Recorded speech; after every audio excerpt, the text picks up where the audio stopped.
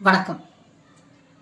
ஒரு போர் நிகழும்போது நாம் அந்த போர் வீரர்களை பற்றி, போரில் ஈடுபடும் நாடுகளை பற்றி, அங்கு வாழும் மக்களை பற்றி பெரிதும் கவலை கொள்கிறோம். இது முற்றிலும் சரியானது.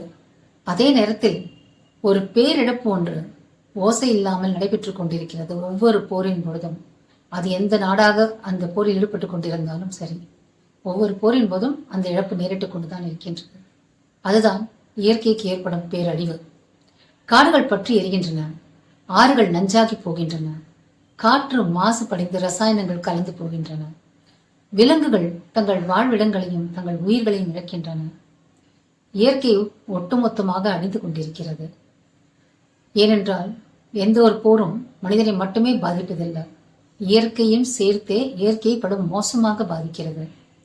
விமானத்திலிருந்து வீசப்படும் குண்டுகள் நேரடியாக தங்கள் இலக்கியை மட்டும் சென்று தாக்குவதில்லை, தாங்கள் செல்லும் பாதையில் உள்ள அனைத்தையுமே துவம்சம் செய்தே செல்கின்றன. விமானத்திலிருந்து போடப்படும் குண்டுகளால் மரங்கள் பற்றி எரிகின்றன, காற்று மாசடைந்து போகிறது, மண் நஞ்சாகி போகிறது, உயிருக்கு ஆதாரமான நீர் விஷமாகிறது. இது வரலாறு நமக்கு ஏற்கனவே உணர்த்தி இருக்கிற ஒன்றுதான். வியட்நாம் போரின் பொழுது அமெரிக்காவின் ரசாயன தாக்குதல்களால் வியட்நாமின் ஏராளமான காடுகள் அழிந்து போயின, அலையாத்தி காடுகள் பெரும் சேதமடைந்து போயின. இன்றளவும் 50 ஆண்டுகள் கடந்த இன்றளவும் அங்கு மண்ணும் மக்களும் தொடர்ந்து சில இன்னல்களை சந்தித்துக் கொண்டுதான் இருக்கிறார்கள் அந்த போரின் விளைவாக. வியட்நாம் போரின் போது வியட்நாமின் காடுகளையும் விளைநிலங்களையும் போராளிகளையும் அழிக்க அமெரிக்கா போட்ட நேபாள் தாக்குதலின் எண்ணற்ற காடுகளும் விளைநிலங்களும் நாசமாகின.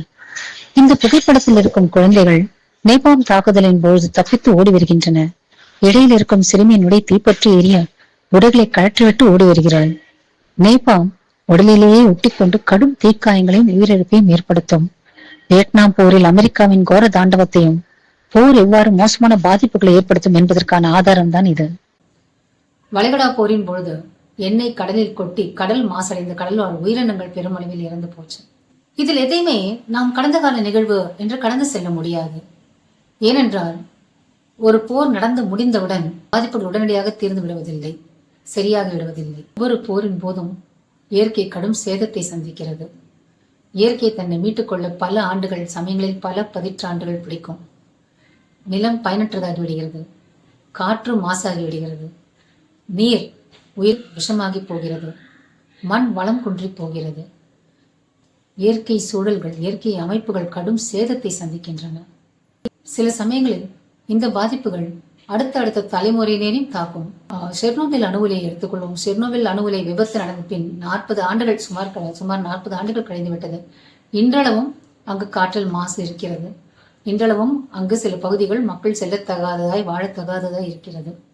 உண்மை என்னவென்றால், போர் எந்த ஒரு குறிப்பிட்ட நாட்டை மட்டுமே பாதிப்பதல்ல. ஒரு இடத்தில் இயற்கைக்கு விழும் அடி உலகெங்கிலும் உணரப்படும்.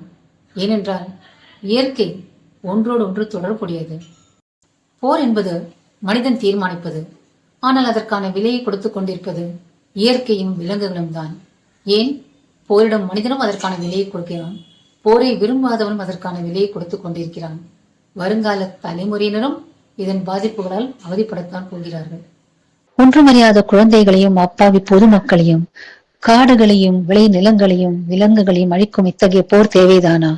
ஒவ்வொரு போரும் இயற்கையை புரட்டி போடுகிறது, இயற்கையின் சூழல் அமைப்புகளை மோசமாக சிதைக்கிறது. வருங்கால உலகத்திற்கு நாம் விட்டு செல்ல போவது என்ன? விலங்குகள் இல்லாமல் இயற்கையை செழிக்காது. இயற்கையை செழிக்காவிட்டால் மனித உயிர் இந்த பூமியில் தாங்காது. அமைதியும் வளமும் ஏதோ ஒரு நாட்டிற்கு மட்டும் சொந்தமானது கிடையாது. எல்லா நாடுகளுக்கும், எல்லா உயிரினங்களுக்கும், எல்லா மனிதர்களுக்கும் அமைதியும் வளமும் பெற முழு உரிமை இருக்கிறது.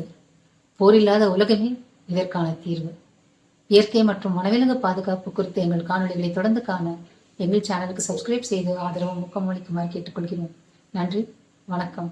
Let nature.